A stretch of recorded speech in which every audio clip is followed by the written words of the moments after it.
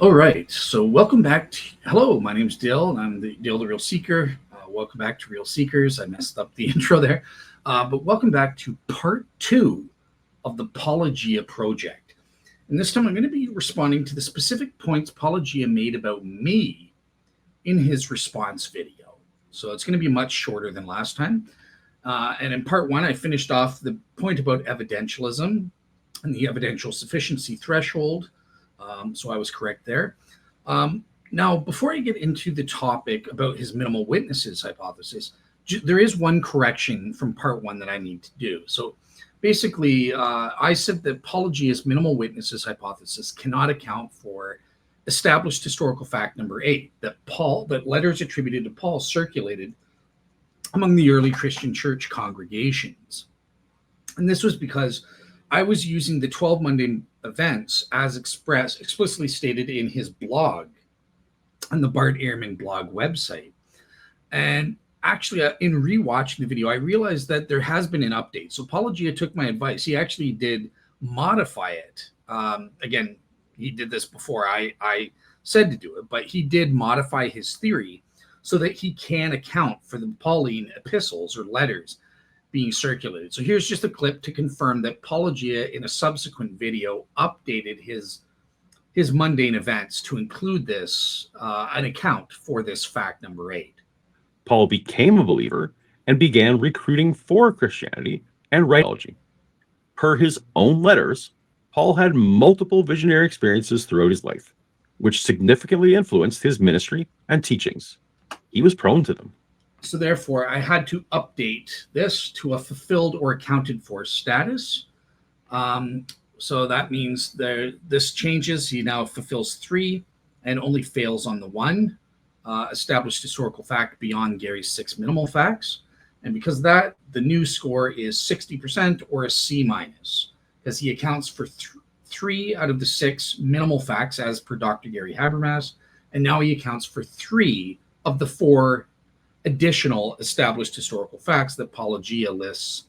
So that's a total of 6 out of 10, 60% of the facts are accounted for. And I'm giving that a generous grade of C minus. Obviously, that would be a fail because explanatory scope, it's all or nothing. You either account for all the facts or your hypothesis doesn't account for all the facts. If you're missing even one, if you can't account for even one of the facts, technically speaking, that is a failure. But I'm just being extra generous and saying, okay, he accounts for 60% of the facts. So that I'll give you a grade of C minus in terms of achieving your goal, Paulogia. Okay, but let's move forward. So the minimal witnesses and the counter features or the counter facts. So in Paulogia's response video, he responded to some of the counter facts that I presented, as well as the other apologists, to his 12 mundane events via the minimal witnesses hypothesis. Now, some of these included a rebuttal to counterfacts that I myself raised in my original video on Paulogia from a year and a half ago or whenever it was. And I wish to respond to these controversial takes that Paulogia gives in response to my own counterpoints. And I won't speak for the other apologists, just out of respect for them. I will let them defend themselves if and whenever they want to do so, and defend themselves in their own words. But I just want to respond to the points that Paulogia raises in his response video to the things that I said personally. Again, bearing in mind, this doesn't technically relate to it. All of this doesn't technically relate to his minimal witnesses hypothesis, as I did that original video based on a 22-minute video presentation that I was responding to there. So I wasn't responding to the minimal witnesses hypothesis properly in that video. But anyways, the first 2 of Paulogia's mundane events are relatively uncontroversial. I don't speak to them, although Paulogia responds to the other apologists who talk about them. So I'm just simply happy to, as Paulogia says, take the win. Yeah, in the early 1st century, among the apocalyptic preachers active in Judea was one Jesus of Nazareth. He was an apocalyptic preacher, among other things, taking the win. This Jesus said or did controversial things which led to his crucifixion on the cross, a common practice at the time. Taking the win. Confirmed, no relevant or significant arguments from me. Now we get to mundane event number 3, the empty tomb versus Paulogia saying that, quote unquote, the resting place of Jesus' body was unknown to his followers. So let's see what Paulogia has to say in response to me, based on Jesus' body being thrown into a random pit and being lost, being unknown to his followers, versus the fact they knew he had an empty tomb. What does Paulogia have to say about that? Save the outrage for where the real battles lie, like this one. 3. The resting place of Jesus' body was unknown to his followers. So my way of assessing the minimal witnesses, in the first place, his theory, even if taken at face value, and I grant everything, he can't explain the empty tomb. So he has to deny that as a historical fact. And the problem is we have good evidence for the empty tomb. Well, no. If you grant everything, then you grant that Jesus' followers didn't know where his body was. So there would be no empty tomb. See how it's accounted for? Okay, so look, he bases this on the historical fact that the general rule of Roman crucifixion victims across the empire was that crucifixion victims' bodies would have been left on the cross, possibly to be eaten by animals, as this humiliation was considered part of the crucifixion punishment. Then it would have been thrown into a common pit to be devoured by scavengers. But Paulogia goes further in one of his videos, saying that he is happy to even grant to apologists that, well, maybe there was an exemption for the Romans in the case of Jewish crucifixion victims. He can even grant that for the sake of argument, whereby Jewish crucifixion victims were allowed to be buried during peacetime. And this comes from scholars like Dr. Dale Allison, who I'll play in a moment. But Paulogia says, but that still would mean that the body would have been unknown. The body's location would be unknown to his followers, because since Jesus' family members, Mary, would be too poor to have taken the body from Jerusalem to Nazareth for a proper burial, this would have meant that the Jewish priesthood would have had to have taken control of the body. Again, assuming the Romans left it to the priests to do this. And this is exactly what we see in the Gospels with the rich Joseph of Arimathea on the Sanhedrin court. However, Paulogia says in Jewish law, if the priest took it over, Jewish law mandated that criminals be left in separate designated graveyards of the condemned in a dishonorable and secretive manner. Thus, regardless, it probably ended up in a common grave pit, and the location was unknown to his scattered disciples. As was standard Roman practice for the crucified, Jesus' body was thrown into an unmarked grave outside of town. So here we would disagree, all right?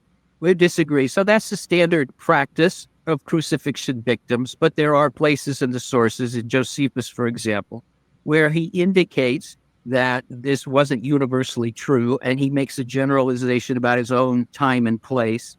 And the usual explanation or argument for this is that when they were not at war and things were relatively calm, the Romans didn't want to offend Jews, or they wanted to offend them as little as possible.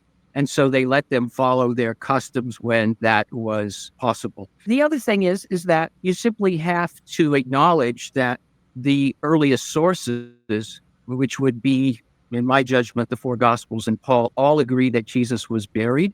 And if he was simply thrown out among, in a ditch and were there for the dogs and the vultures and so on, you would have to come up with an explanation for why we have the stories that we do, or why Paul says that he was buried. Okay? While I'm unconvinced of an exception, for historical reasons too numerous to dive into here, notice that I continue on, granting this possibility for the sake of argument. If a Judean religious exemption existed, despite explicit records to the contrary regarding Jesus' case of treason, the responsibility would have fallen to the family to successfully petition those in power. In the absence of family, the priesthood would have taken charge. Of course, now Paulogia leaves out the fact that the rich Sanhedrin member Joseph of Arimathea was a member of the Sanhedrin and Jewish priesthood, and he himself, according to the Gospels, buried the body, just as Dr. Dale Allison alludes to.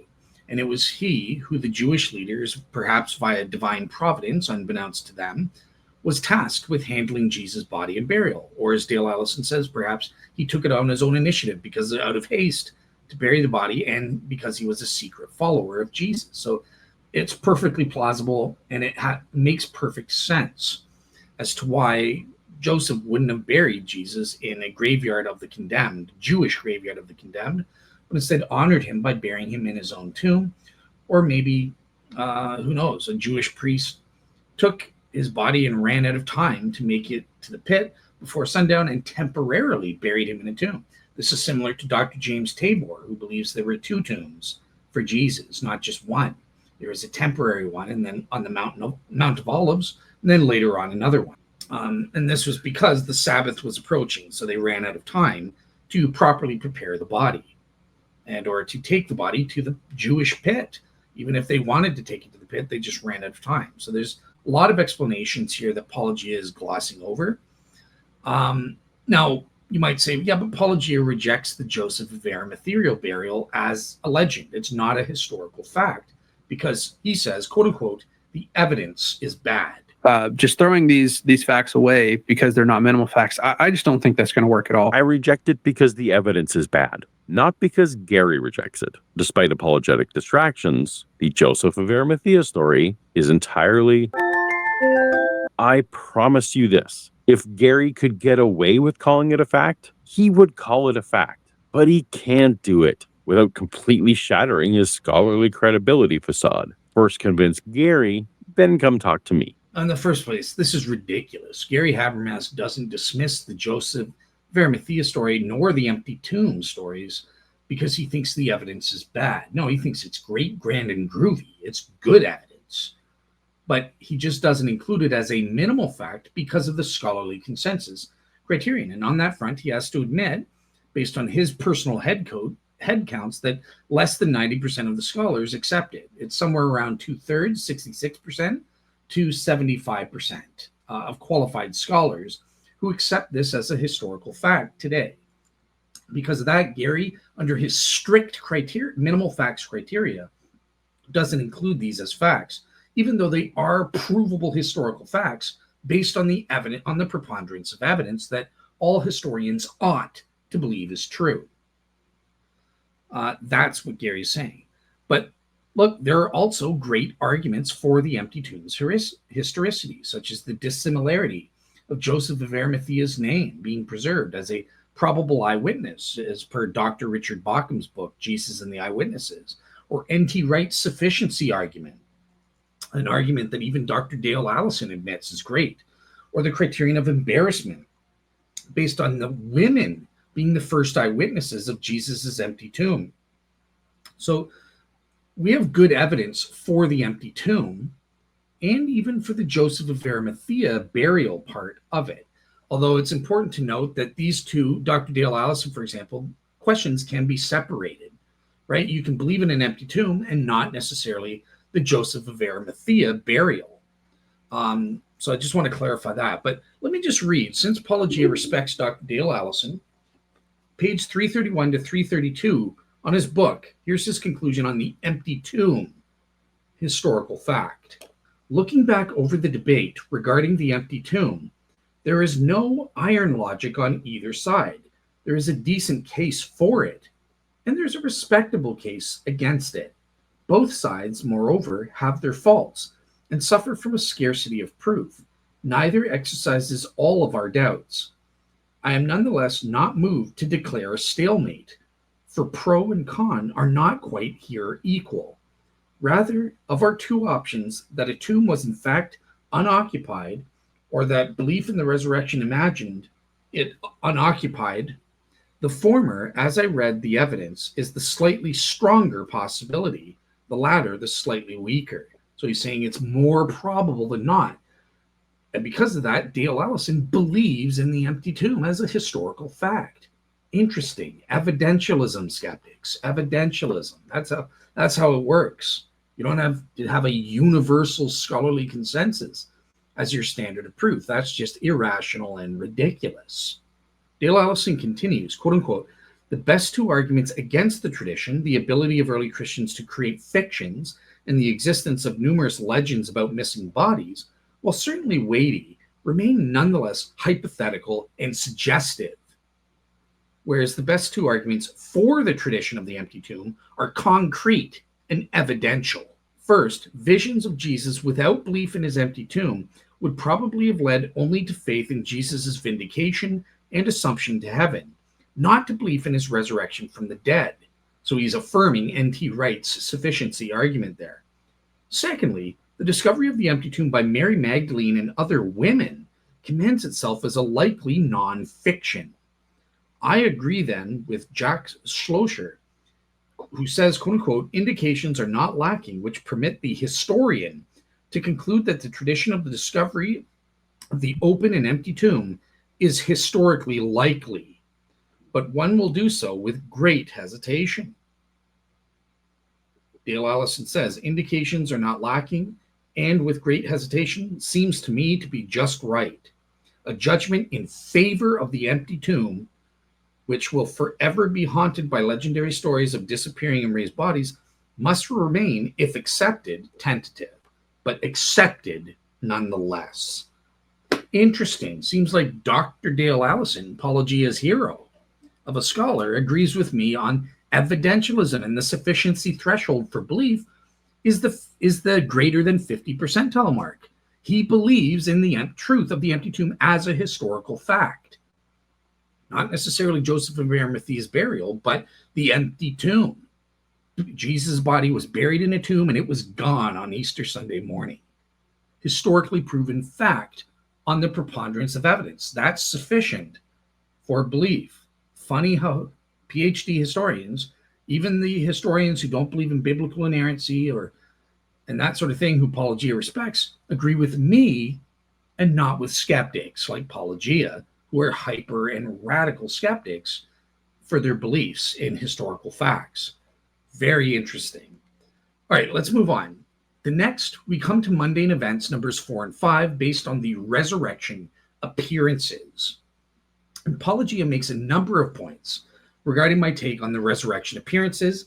So without further ado, let me just play that. There is an 8-minute clip here. Dale's amusing initial reaction here is that he thinks we have evidence for 3 instead of 2, as if that would change the point. This is just total BS, because we can actually prove minimally 3 people, because don't forget, we have Acts of the Apostles talking about James, the son of Zebedee, not James, the brother of the Lord, but the brother of John here. Which Dale already knows I reject, because Paulogia rejects the accounts of James, the son of Zebedee, because it's only recorded in one source, in Acts. That's correct. And what's worse is that your Christian scholar friends agree with me. He basically says, but this evidence for James just comes from Acts. That's one source. And he plays a clip out of context of Sean McDowell saying, oh, well, if it's only in one source, we don't have multiple independent attestation, then we should be more skeptical or something like that. It's down one notch in terms of how much we believe. And little did Dale know that a few months after this, he'd be personally hosting a PhD party where Sean McDowell would actually credit Gary Habermas for helping him arrive at this conclusion. And Dale would be on screen to watch it happen in context. I lowered down James, the son of Zebedee, in part because you said you've really got one source as reliable as it is. And I was like, you know what?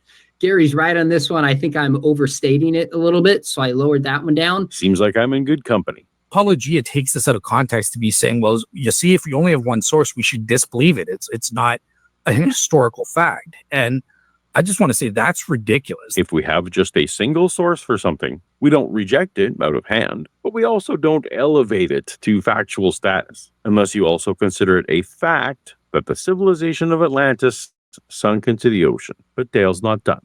Remember that he's the guy who did the math and became a Christian because he calculated that it was 53% likely. Well, it seems he thinks disciple counting should also have just a 50% standard. In my case, when I was arguing for the resurrection, my argument, I didn't have to prove that all of the 12 disciples had resurrection appearances. It was sufficient so long as I could say that most of them, 6 out of the 11, if I could prove 6 out of the 11 had a resurrection appearance, that was sufficient for my argument. Hey, if you could prove 6 of 11, I agree that'd be something. Where's the proof? If we do want to prove that a majority and or all of the 12 did in fact have resurrection appearances, in terms of the records, everything supports that, yes, they never recanted. They stayed a part of the 12. They believed in the resurrection as apostles and were continuing on in the ministry. We have no records or evidence at all that says any one of them outside of Judas recanted or that they, disappeared from history. That this just doesn't make sense. No one recanted is an argument from silence. I can equally point out that there's no record of any of them being given a chance to recant. This silence tells us nothing at all about whether they did or did not continue on with the Jesus movement. We also don't need history to tell us who disappeared from history. We can just look at the history and see who's there and who isn't. Anyone who isn't there has disappeared from history. And Paulogia, he relies on this historically implausible notion that the disciples, they dispersed. They just quote unquote disappeared from history. I'm sorry, that doesn't work. People don't disappear like magicians in real life. It's tough to take you seriously when you say things like that. Mary's husband, Joseph, disappeared from history. Cleopas, one of the disciples on the road to Emmaus, said to have seen risen Jesus, disappeared from history. Nicodemus, said to have helped bury Jesus, disappeared from history. Mary Magdalene disappeared from history. All that means is that no reliable source documented their activities after the death of Jesus. It's not invoking magic or creating a conspiracy or casting dispersions on the Gospels. It's just a fact that we have no reliable record of what they did. The same is true of 9 of the 12. I don't know upon what you're basing your insistence that you know what happened to people after history stopped writing about them, but it isn't history. If even one of them did recant, I would argue we would expect to have evidence, just as we have with Judas, right? They need to explain, Judas did this and this is why he did this, or, kind of make sense of it. So if Thomas recanted, you think that he just went off to Galilee, Peter came back to Galilee and told them, hey, I saw the risen Jesus. Thomas said, get out of here, Peter. That would be preserved. We would expect that to be preserved and explained away in some way as to why. Funny enough, it seems like the Gospels actually do preserve and attempt to explain away why some of the 12 weren't active. It's the motif of doubt.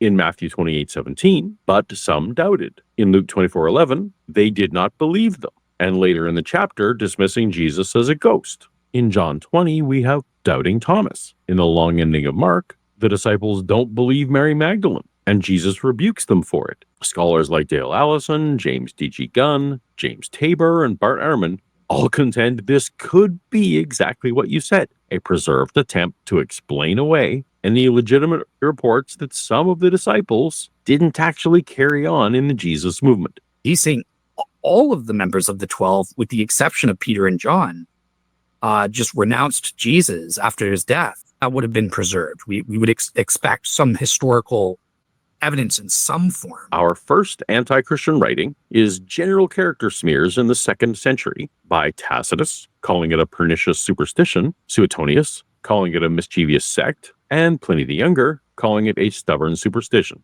It's not until satirical writer Lucian of Samosata mocked Christians as gullible in The Death of Peregrinus around 165 AD that we finally get specific critique. And then in the 3rd century, we see Origen responding to a critique from Celsus, poking specific holes.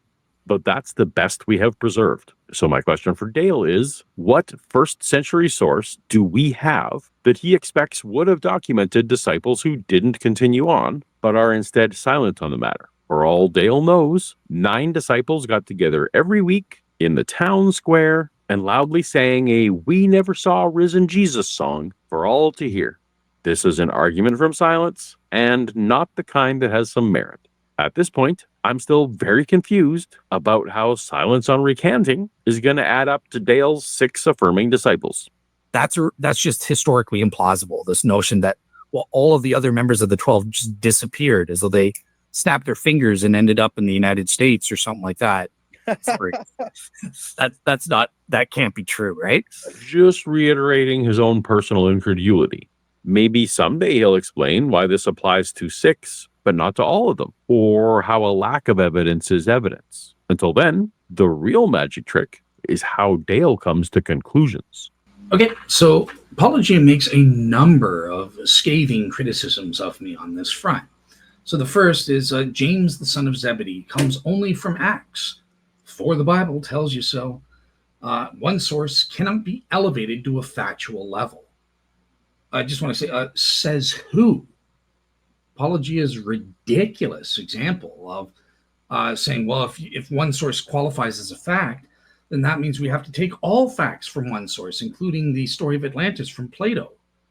What historians have you been talking to, my friend? No, look, historians have this little thing called the criteria of authenticity. These are tools or helpful indicators of truth that we can use to dig into a specific source and extract facts. Things like the criterion of embarrassment, things like the criterion of dissimilarity, criterion of eyewitness testimony.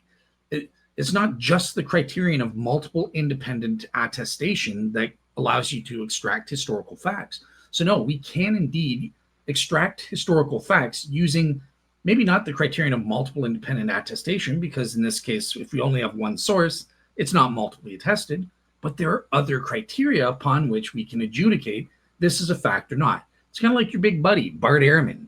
Remember he argues that we can extract the fact of Jesus Christ being crucified. How do we extract the criterion of embarrassment? A crucified Messiah was embarrassing. And even if that was only in one source, Bart Ehrman would still believe in it. Even if we only had one gospel mentioning the crucifixion of Christ or something like that, or one letter of Paul, we can still say, well, that's probably a historical fact. It's not the quantity of sources that matters. And that's just one criteria which historians use to say, yeah, this is probably a fact. Then there's probably a kernel of truth behind this if it's multiply attested. But we have other objective criteria that we can use even if we only have one source. And historians use this, including Bart Ehrman, including Dale Ellison, as I'll quote from shortly, to prove James, the son of Zebedee, based on one source, acts just like me. I'll show those clips shortly. His next objection, what about Sean McDowell? Sean McDowell agrees with me, not Paulogia on this front. Paulogia thought this was a gotcha, but it wasn't. Because in full context, I was saying Paulogia was taking Sean McDowell's admission out of context, which is exactly what he was doing. Because Sean McDowell just says, look, it's not multiply attested, it's not as strongly attested to a fact as he was originally putting it. So it went, quote unquote, down a notch. That still means it's a proven historical fact in Sean McDowell's thing. It's just not as strongly proven as he once thought. So he went down a notch. That can mean going from 95% certain it's a fact to 90% certain it's a fact, or 85% certain it's a fact, wherever Sean is in terms of his level of credence on that front. But what he's not saying is what Paulogia is saying, this ridiculous notion of, well, okay, if it's not multiply attested, then if it's only in a single source, then you have to go from belief to suspending judgment.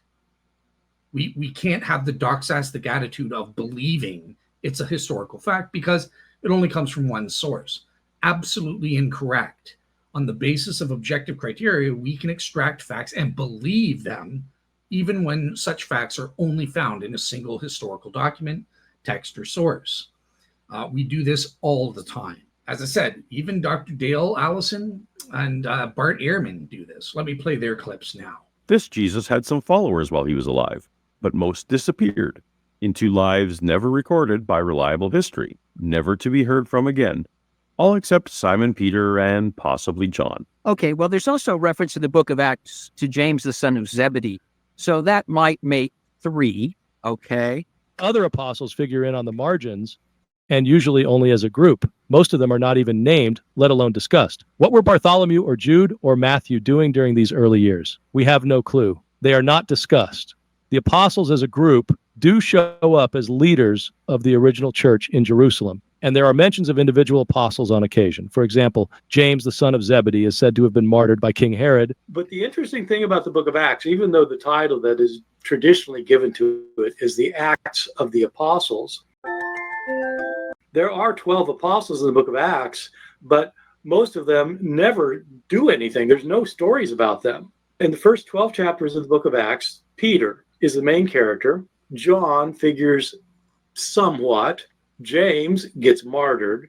but that's the only really story about him. So it looks like Paulogia's own scholarly buddies agree with me about James, the son of Zebedee, and his martyrdom. In Acts of the Apostles, a single source doesn't faze them. They're allowed to use it and say, yeah, this is reliable history. This probably happened. Very interesting. I wonder why Paulogia didn't play his "For the Bible Tells Allison and Ehrman So." Also, Paulogia takes me to task because he says I made an argument from silence when I was arguing for at least 6, based on the fact that there's no mention of any of these 11 members of the remaining 12 recanting after the fact. But then later on, Paulogia contradicts himself via Dr. Bart Ehrman, and quoting Bart Ehrman's research on, I think he even taught a course on this that Paulogia attended, where Bart Ehrman and Paulogia admit that it isn't actually an argument from silence because we can actually prove there is a historical expectation for such to be mentioned. And in fact, it is mentioned in the quote unquote various doubting traditions. And you saw Paulogia in his own words talk about these doubting traditions. But here's Bart Ehrman talking about it. Jesus was alive. They told the others, and the others believed them. Some of the others, and we don't know if all of the disciples even believed it. We don't know. We have all these stories, in the New Testament of the disciples doubting. Why do you have all these stories about them doubting? Why don't they just believe it? Well, probably because some of them doubted it. So it looks like Bart Ehrman and Paulogia agree with me that we would expect a recantation. And in fact, not only should we expect it, but we actually got it in the form of doubting traditions. Now, here's the problem for Paulogia. Doubting is not the same as recanting. These are not the same things. But I would argue that, look, in the first place, the absence of evidence, what Paulogia here is saying about doubting traditions is in fact true. And that's upon which we can base our historical expectations. Because the absence of evidence is not evidence of absence unless we can prove we would expect to have such evidence if the hypothesis were true or if the proposition were true. And in this case, Paulogia and Bart Ehrman bumble into giving the apologists what we need because they say, look, even just the doubting was recorded. It had to be accounted for. Okay, great. I agree with you. But recanting, or worse, a failure to even return of any members of the 11 after Jesus' death. And Peter starts going, he's risen. I've seen him. He's risen from the dead. And Thomas goes, yeah, I'd rather fish. I'd rather, Matthew's like, yeah, the heck with that. I'm going back to collecting taxes. And they never return. And or if they did return and then recanted very early on, that we would expect 100% that to be recorded. That's even way more significant than just mere doubting. It's easy to doubt. Who cares? They doubt all the time. I have doubts about my Christian faith at times. We all doubt. To err is human. But that's very different from actually apostatizing or recanting and or just never returning when Peter starts preaching the risen Lord. That we would have even more stronger expectation to be recorded if somebody actually recanted. And that's the point Paulogia is failing to miss here. Doubting is not the same as recanting. And with if we would expect them to report doubting, we would expect them to report recanting. So thank you for proving our point, Paulogia. And look, we also have the case of Judas and his embarrassing betrayal. This also establishes he recanted, he apostatized from Jesus, and they had to come up with this explanation. And it was all divine providence. It was meant to be. Jesus gave him permission to go ahead and do it.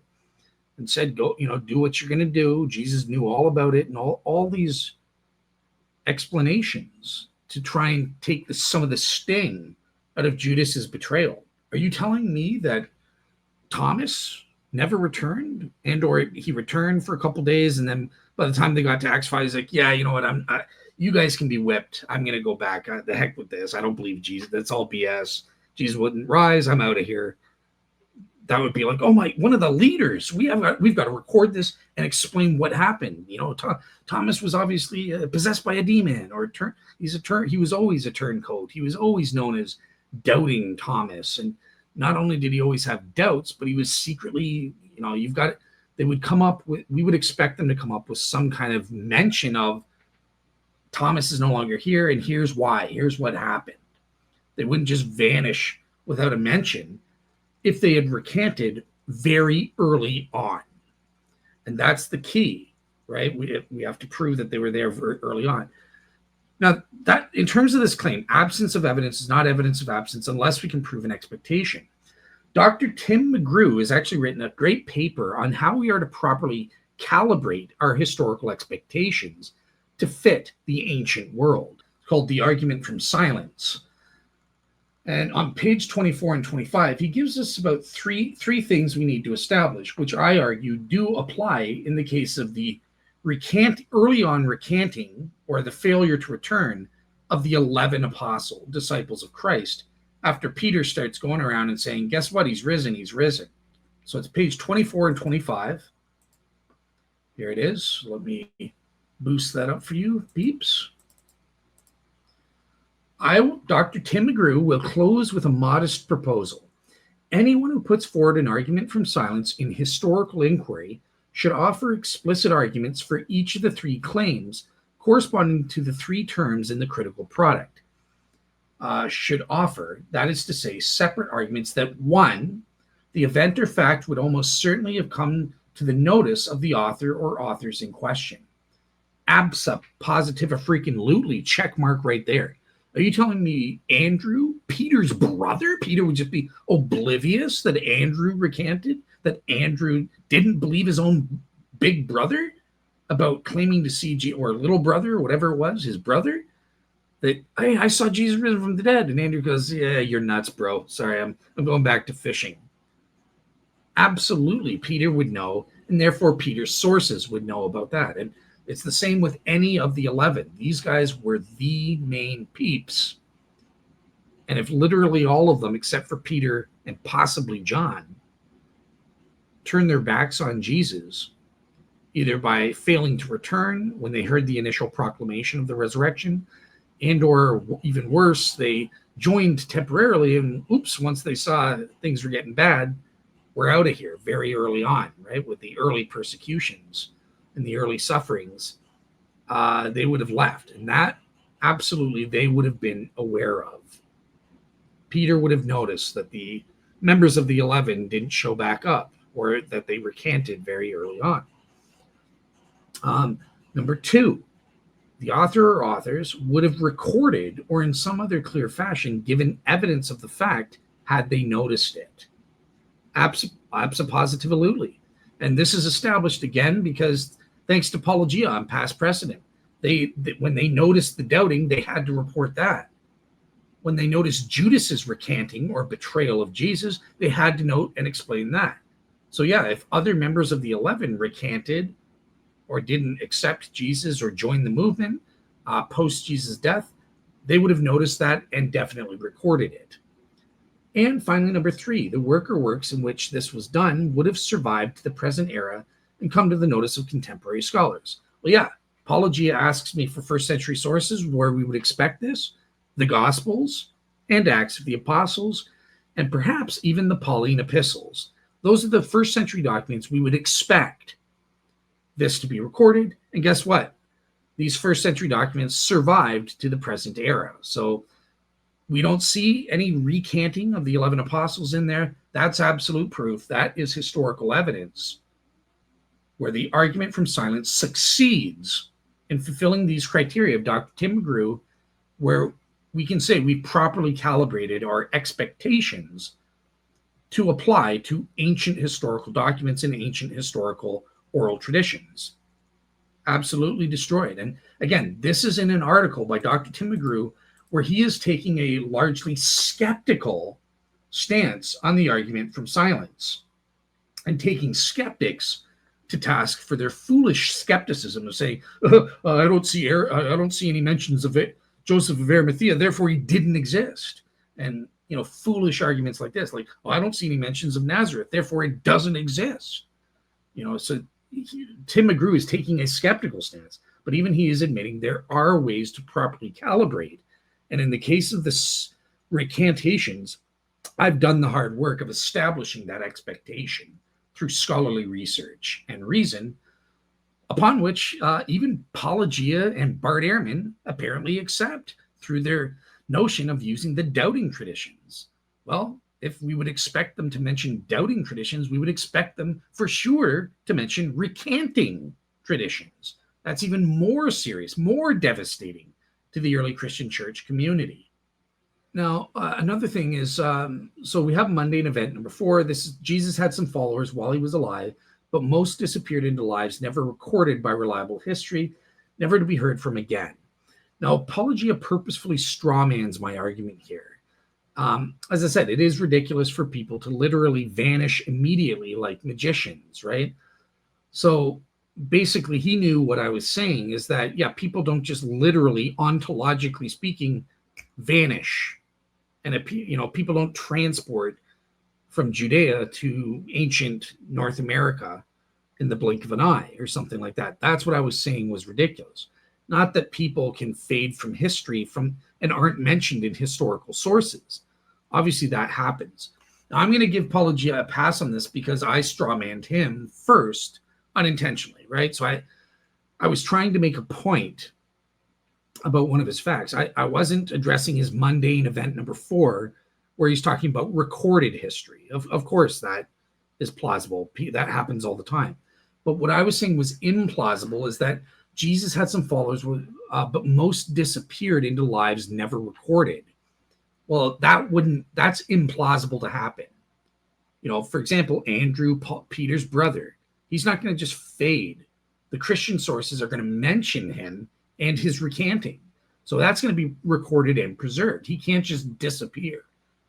And same with the other 11 disciples. We would expect their disappearance in the sense of not joining and staying with the movement, at the very least for the first few years, I would argue. If they had recanted during that time, we would expect that to be recorded and stuff like that. Like I said, I strawmanned him first. Obviously, his mundane event isn't talking about people literally disappearing. It's talking about, well, they disappeared from the historical record. But the point I was trying to make here is that, yeah, but because of our expectations for them to record a recantation or a failure to return to the movement after Jesus' death, and after Peter says, I saw him risen from the dead, come on, guys, join me, stuff like that. If they had just said no to that, we would expect that to be recorded. And so in that sense, it's akin to saying, yeah, they just kind of disappeared. And Peter was never able to talk to them or tell them about his experiences. And for them to be in a position to fulfill the 3 criteria of Dr. Tim McGrew, whereby we would expect them to be recorded in history as well. Okay, so let's move on. Next, Paulogia turns to my psychological-based objections. Few would challenge that first century Judea was a polyphasic culture. The Bible itself is littered with characters, including Peter and Paul, accepting visions as sources of insight.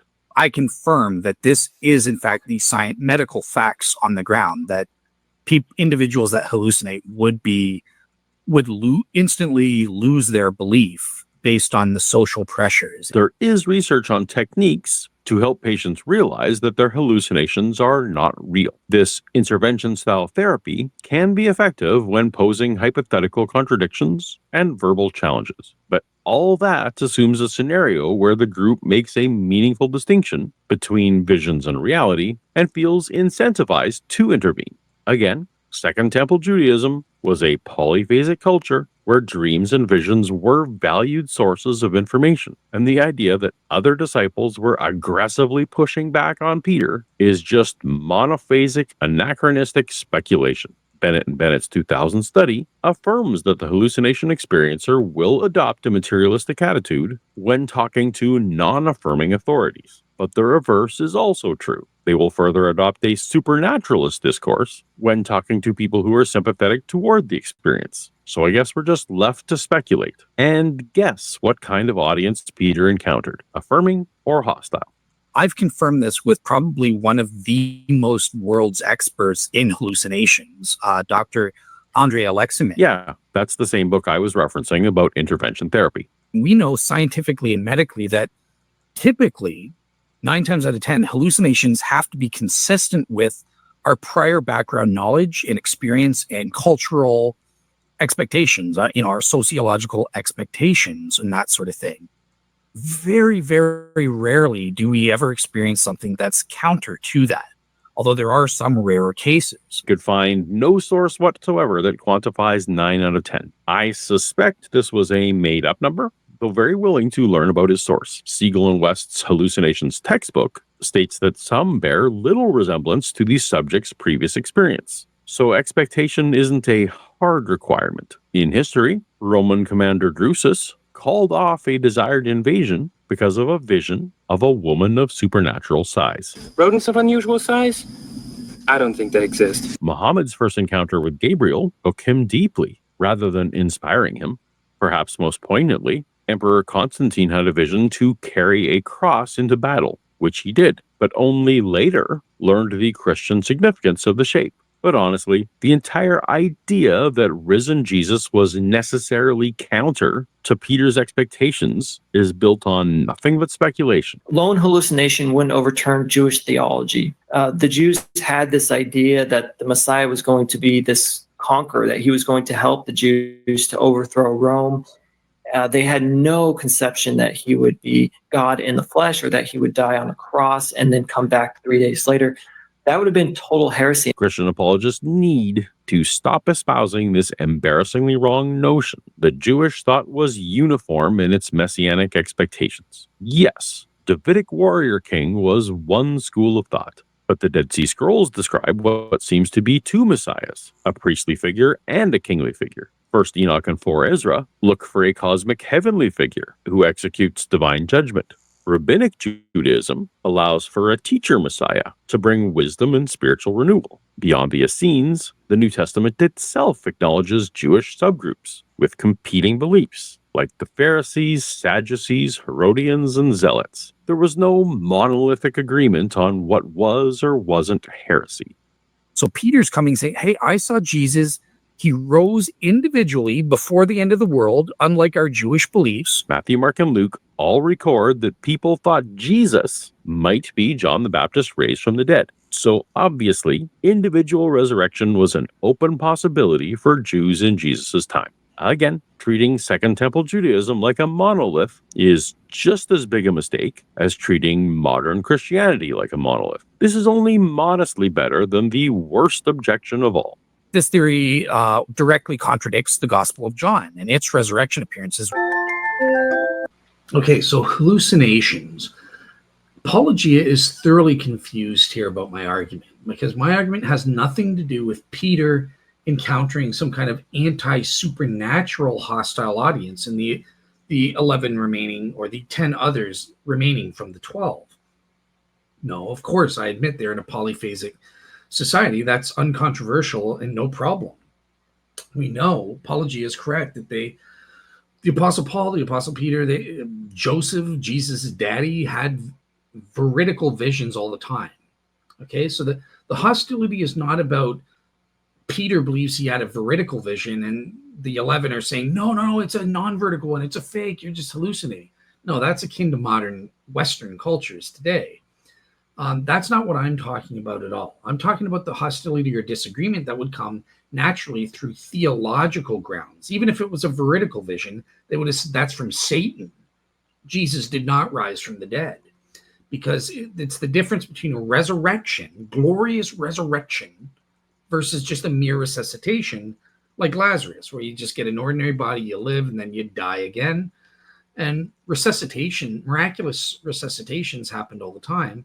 That wasn't a resurrection where you're freed from sin. You get this glorious, made a new creation and all this stuff.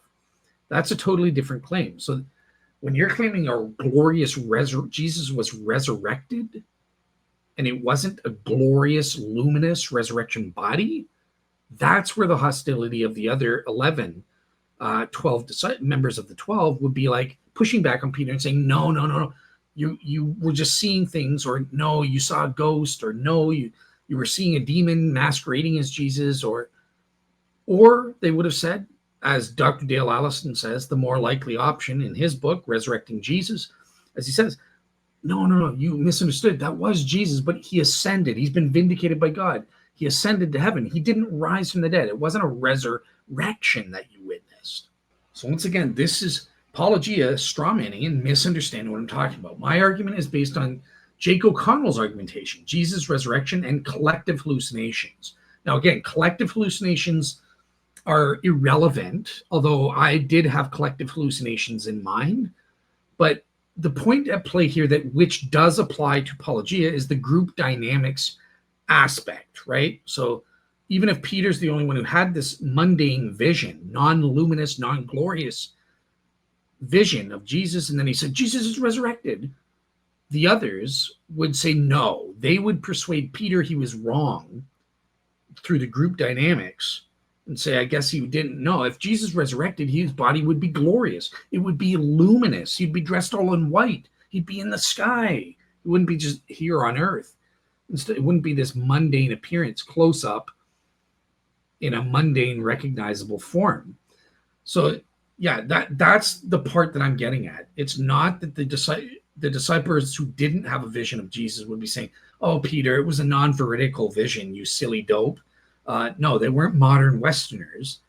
No, that's not what I'm saying. Their opposition would come from the theological opposition based on the contents of what Peter is claiming to see, going against all of Jewish cultural expectations, or more specifically, what the 12 themselves culturally expected about resurrection. They were more akin with Pharisees. We know that being from rural Galilee and from what the Gospels and epistles reveal about them and their beliefs. The early Christian movement is clearly consistent with the Davidic understanding of the Messiah. So, Paulogia says, well, Judaism is not a monolithic movement. So what? Who cares? This argument is based on what we know about the 12 as persons themselves. But anyways, here's Jake O'Connell's argument here. This study is divided into two parts. Part one examines modern accounts of collective religious visions, totally irrelevant for Paulogia. 5 factors make it very likely that such visions are collective hallucinations. Part 2, I disagree with him on this. Part 2 examines whether the same is true of Jesus' resurrection appearances. The evidence indicates that if the resurrection appearances were collective hallucinations of glorious appearances of Jesus would have occurred alongside hallucinations of non-glorious appearances. Since the Gospels relate only non-glorious appearances of Jesus, hallucinations can only be maintained as an explanation if the original tradition of glorious/non-glorious appearances was changed to a tradition of purely non-glorious appearances. However, there are strong reasons to believe that the early church would have preserved, not eliminated, traditions of glorious appearances had such existed. The lack of glorious appearances in the Gospels is therefore an indicator that the appearances were originally non-glorious and thus not hallucinations. Now, again, take the collective hallucinations aspect out of this. I use this argument because I think we can prove a simultaneous group appearance on a balance of probabilities as a historical fact. But just for the sake of argument of Paulogia, let's just say it's just Peter had a non-glorious hallucination, and then he tells the others about it. The group dynamics would be like, oh, Peter, you idiot. If you saw Jesus resurrected, he'd be glorious. He'd be luminous, just like our cultural Jewish beliefs reinforce and tell us. And they would have talked Peter out of it and going, yeah, I guess I didn't see it. Maybe I just saw him bodily ascended, or maybe he was a ghost, or maybe it was a demon trying to trick me. Obviously, God couldn't violate the theological beliefs that we have. He would have been talked out of believing the non-glorious resurrection claims by the other 12, just reinforcing their cultural expectations of, if there's a resurrection body, it is a glorious, luminous resurrection body. That's the point I'm making. So, and that's what I'm using, that Jake O'Connell type reasoning. And again, I have disagreements with some of the things he writes in this paper, but I'm just highlighting the element that I'm using there that Paulogia just totally overlooked. So yeah, nobody's treating Jews as a monolith. I'm not. We know that there were different kinds. We know what type of Jews Peter and the 12 were from the historical records themselves. And they follow Jesus, right? So we know that they were expecting a Davidic king Messiah. We have the criterion of double embarrassment where Peter is rebuked by Jesus. You can't die, Messiah. You're a Davidic Messiah. We know from even skeptical scholars say, yeah, Jesus liked to clash with the Pharisees. Why is there this focus within Christianity on Pharisees and not other types of Jews or Sadducees, scribes and Pharisees, these were the main opponents of Jesus while he was doing his missionary work in Galilee, because he was most like them and that sort of thing. And scholars have identified, they were most like Pharisaic Jews, and in that kind of traditional Jewish understanding of modern day rabbinic Judaism was based. They were closer to that than they were to Essenes or they were to Sadducees or anything like that. Okay, so Paulogia mocks my saying his theory directly contradicts the Gospel of John. He goes, "For the Bible tells you so," that's reasoning fallacy. But again, as I said in part 1, Paulogia took me totally out of context here, since I mentioned we have scholarly reasons or evidence to think that John the Apostle wrote the Gospel and or was written by a reliable eyewitness named John the Elder. So that's employing Richard Bockham's work. Because I kind of at the time of my conversion, I lended to thinking it was John the Elder, as per Richard Bockham, who wrote the Gospel of John. He's still an eyewitness, reliable eyewitness of the resurrection appearances. But anyways, I was just saying that there is good reason to think John the Apostle, the son of Zebedee, wrote the Gospel of John, and that therefore he was a reliable eyewitness. So you can't just dismiss that. I'm saying that we have reasons for it. I'm not just saying, well, the Bible says this, and since "for the Bible tells me so" is true, therefore it must be true, and Paulogia is wrong. Again, straw man. Paulogia also plays a clip I showed of Dr. Bergeron, Joseph Bergeron, medical clinical psychiatric expert.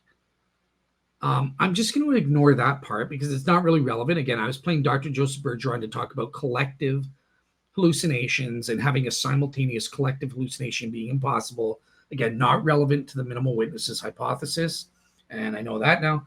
But if you do want details on that front, because Dr. Bergeron does go into various medical studies of bereavement visions, which does apply to Paulogia's hypothesis. That's what he thinks Peter had. See this great article, "The Resurrection of Jesus, a Clinical Review of Psychiatric Hypothesis for the Biblical Story of Easter," by Joseph Bergeron and Dr. Gary Habermas. An excellent, excellent paper. And I did a full-on interview, 3.5 hours, I think it was, or between 2 to 3 hours at least, where Joseph Bergeron came on and gave his medical expertise here about psychiatric hypotheses, such as the one Paulogia's minimal witnesses hypothesis supposes regarding bereavement visions. And I think that's, psychiatric hypotheses have been proposed, which include hallucinations, conversion disorder, and bereavement experiences. Yeah, take a look at that article if you want details. I'm not going to get into that because I think it's equally probable that if only Peter is the one who had a resurrection appearance experience, again, not that is false historically speaking as a fact, but just assuming that's true. Yeah, look, Dale Allison had a bereavement hallucination experience. People have bereavement hallucination experiences.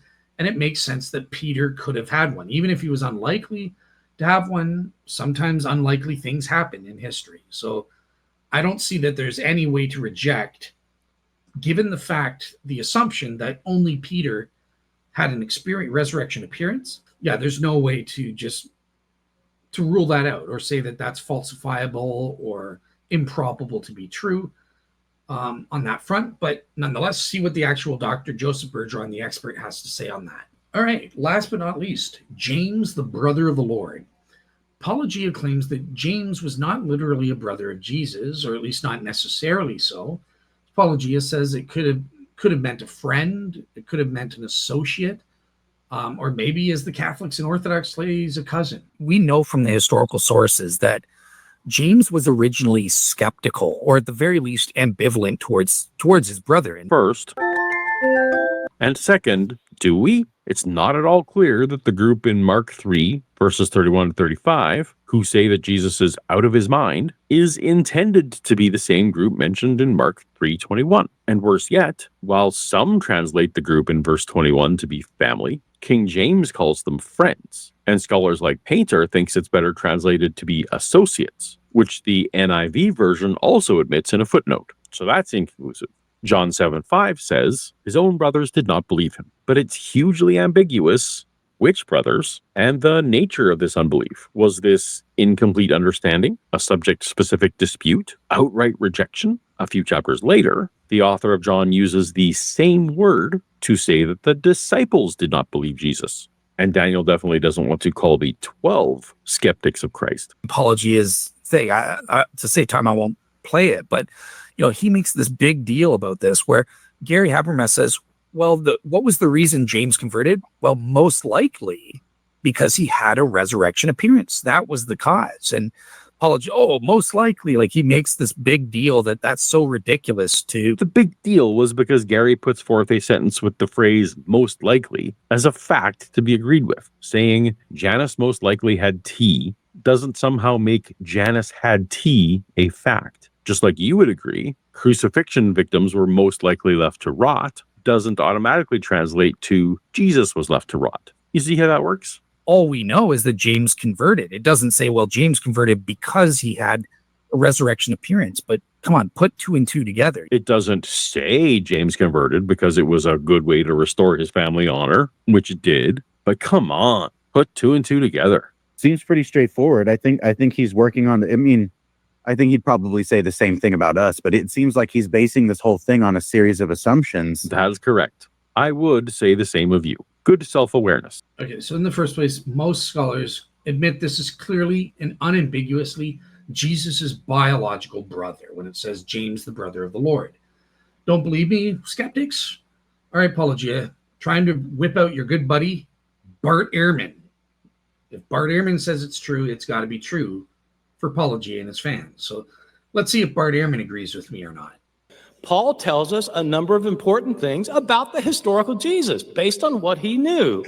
He indicates that Jesus was actually born physically, that he had a woman as his mother, that he came from the line of King David, that he was born a Jew, that he was a Jewish Messiah, that he had brothers. One of them was named James. It comes in Galatians chapter 1, verse 19, where Paul says that 3 years after his conversion, so this would be, by my chronology, about the year 35 or 36, the Common Era, he says, after 3 years, I went to Jerusalem to visit Cephas. I remained with him for 15 days. Cephas is Peter, Jesus' closest disciple. But I saw none of the other apostles except James, the Lord's brother. The brother of the Lord. Paul knows Jesus' brother, and he knows Jesus' closest disciple, Cephas. The word brother in the New Testament always means one of 2 things. A brother means a blood relative who's born to the same mother. That's one of the things it means. In other words, it means what brother means. The second thing it means is it sometimes often refers to members of the same believing community who stand in close solidarity. And so you can talk about your brothers, Jewish brothers, Christian brothers, depending on what your faith commitments are. Those are the 2 things that brother means in unambiguous cases in the New Testament. If anyone wants to claim that the word brother means something else in any context, they're free to do that, but they need to have clear and compelling reasons for thinking so, other than the fact that they don't want to think that the word means what it means. In Paul's case, when he says that James was the brother of Jesus, what does he mean? He cannot mean simply that he was somebody who stood in close solidarity with Jesus, because he's contrasting James with Cephas. He's explaining that he met with Cephas and with the brother of the Lord, James. In other words, Cephas is not the brother of the Lord. You get the same phenomenon in 1 Corinthians chapter 9, verse 5, where Paul says that other people are allowed to take their wives with them, and so he too should be allowed to do so. Paul should be allowed to do so because other people take wives with them on their missions. And he says that Cephas doesn't, Apollos doesn't, Paul himself doesn't, but the brothers of the Lord do. That means that none of the others are the brothers of the Lord. Now, what about the more important point here? James was a skeptic or ambivalent towards his brother, Jesus Christ. Well, look, this is established from the story, and it's fulfills the criterion of embarrassment. that one's own brother is not supporting their ministry. That's not made up. But Paulogia rejects that, yeah, but it was a resurrection appearance that led to James' change from being ambivalent to being a committed, firm follower and leader of the Jerusalem church. But I would say, look, this is the most likely explanation to be true, right? Because we know also, look, when we're putting 2 and 2 together, you have to have 2 things on each side at least, right? I guess it's technically better to say put 1 and 1 together. 1 + 1 = 2, right? Look, on the one hand, you have James was ambivalent at some point before Jesus died towards his brother's messianic mission. For whatever reason, who cares? He wasn't fully on board. After his death, he was fully on board and an even freaking leader in the church. Thirdly, we know for a fact James had a resurrection appearance from the 1 Corinthians chapter 15 creed. It all fits. What would have changed him? James wasn't even present at the crucifixion of Jesus, but all of a sudden he's leading the church after the resurrection. It's just common sense that it was a resurrection appearance that converted him. That was the reason for the change. So I have explicit evidence that I'm putting together. What does Paulogia have with his made-up situation? He has James's conversion plus speculation, unsubstantiated, zero evidence, skeptical speculation. That's not good enough. 2 + 0 or 1 + 0 = 1. You don't get anywhere. You can add a cloud to something or add nothing, but it ultimately gets you nowhere. At least I'm putting the 3 explicit facts we have together and making an inference to the best explanation. It just makes sense. Yeah, James was skeptical or ambivalent towards his brother right up until the cross. Afterwards, he became a leader, and we know he had a resurrection appearance.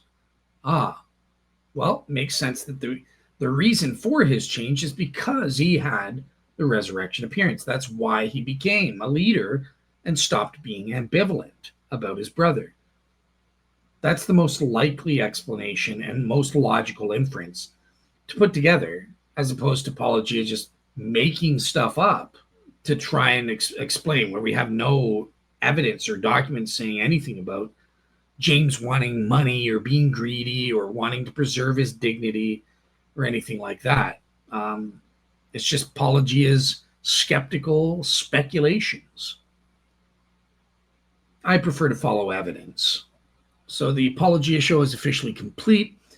And that was great. I'm glad I fulfilled that promise to the fans, like Ty Jeff, who's an atheist fan of Paulogia. So I hope you found my reviews helpful and edifying in some way. I did my best to respond to the actual minimal witnesses hypothesis, as well as give direct responses here in part 2 to some of the specific claims Paulogia made. Now, obviously, Paulogia had a longer stuff in the video, but didn't really refer to me. He mentioned me and Paul, but I addressed that in part 1 already, so I didn't redo that here in part 2. And outside of that, I just stopped because I didn't know all 12 of his mundane events. So the rest of Paulogia's video was him kind of going after the objections of the others and not me. And I'm not going to respond to those. So yeah, that's it. Take care and have a great week, everybody. And next up, the next thing, August 2nd should be my debate with Shroud Skeptic, Evil Xgianity. And we're going to be debating the carbon-14 dating versus the new Waxis dating technique. So tune into that in early August. All right, take care.